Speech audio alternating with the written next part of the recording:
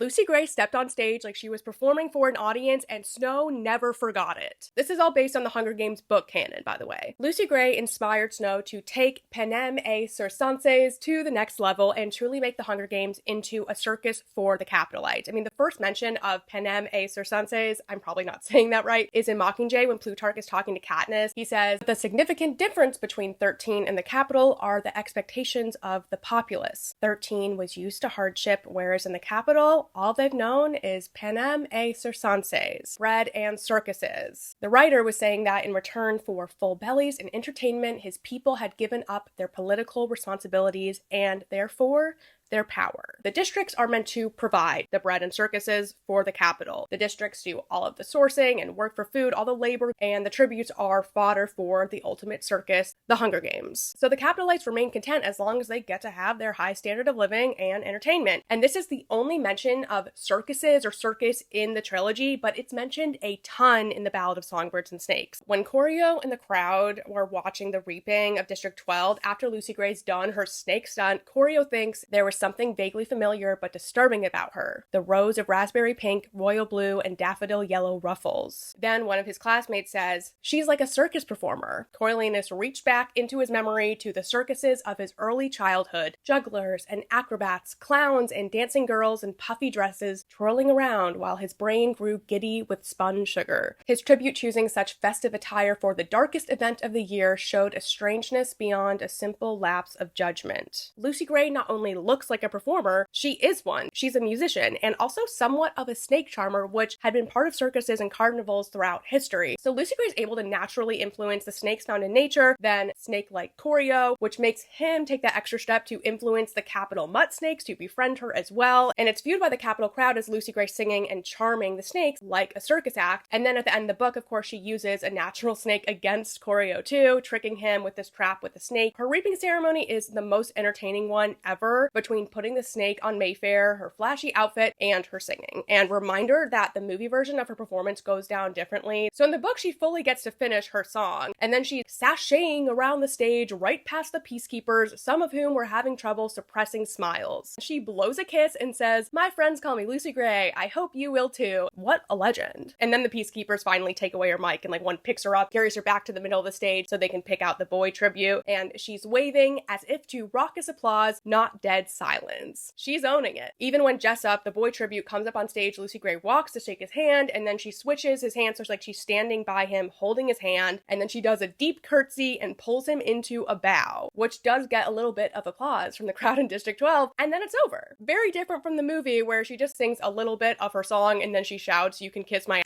Then later on, when Corio sees the caged truck that is used to transport the tributes from the train to the zoo, he's reminded again by the circus of his childhood, where he had seen wild animals, big cats and bears, confined to such transports. So at first when he saw Lucy Gray, he thought of circus performers, and now of the dangerous wild animals of the circus. So his perception of her is blended into an entertainer and a threat that must be contained. The next mention of the circus is when Corio is visiting Lucy Gray in the Monkey House Zoo, and they're having their little picnic. And at this point, the tributes have started competing for the attention of the Capitol visitors so that they'll give them food. Tributes are going in the center of the cage, and one did a back handspring after she received a dinner roll. The boy from District 7 made a good show of juggling 3 walnuts. The audience rewarded those who would perform with applause and more food. And Lucy Gray says, "We're a regular circus troupe. This circus is happening before the games even begin." So both of these parts about the ride to the zoo and the tricks the tributes do for food feels like a link to what becomes the modernized start to the games, where the tributes are put into costumes and pulled in chariots past crowds of Capitolites who cheer and throw not food, but flowers at them. And in the book, there's a funeral for Arachne. She's the one who was taunting her tribute with food, and then they unalived her. And at Arachne's funeral, there's basically a forced tribute parade. The tributes were punished by being shackled into a truck bed, and then there's a crane attached to it, which is displaying the deceased tribute. It's really horrific. And Arachne's parents are being pulled in horse-drawn chariots too. So this definitely mirrors the Hunger Games opening ceremonies that we have later on. The arena where the games are held is literally where circuses in the capital used to be put on, and Corio remembers going there as a little kid to see the circus, but also for these military displays. And then after the war, before, it's been where the Hunger Games has been happening every year. When Lucy Gray and Snow and like all the tributes and mentors are supposed to go tour around the arena, forming a dusty, joyless parade. Coriolanus remembered the circus performers taking the same route, riding elephants and horses, bespangled and brimming with mirth. And this still very much feels like an entertainment arena, like you need to put a token into this slot at the turnstiles, at the entrance, and then an automated voice says, enjoy the show. It's so creepy. So there's this contrast and comparison between what the arena used to be as a circus and the way it is now, and it's like super bleak. The games have been going on there in 9 years, and there hasn't been maintenance or cleanup. And then we think of in the modern Hunger Games how they have different arenas every year. And yeah, different arenas make it more interesting for the viewers, but it also takes away this ominous, depressing feeling that a used arena would have. When Corio is sent into the arena to rescue Sejanus, he thinks again of the circus, hyping himself up to enter it since he's terrified, obviously, channeling the circus wildcats he had seen here as a boy, fearless, powerful, and silent. He's trying to embody the dangerous element of the circus. Also, it's funny that it's a wildcat, because like Katniss. The last time the word circus is mentioned in the book is when Corio is packing up to go to District 12 as a peacekeeper, so he's like picking some belongings, and he takes a ticket stub from a childhood circus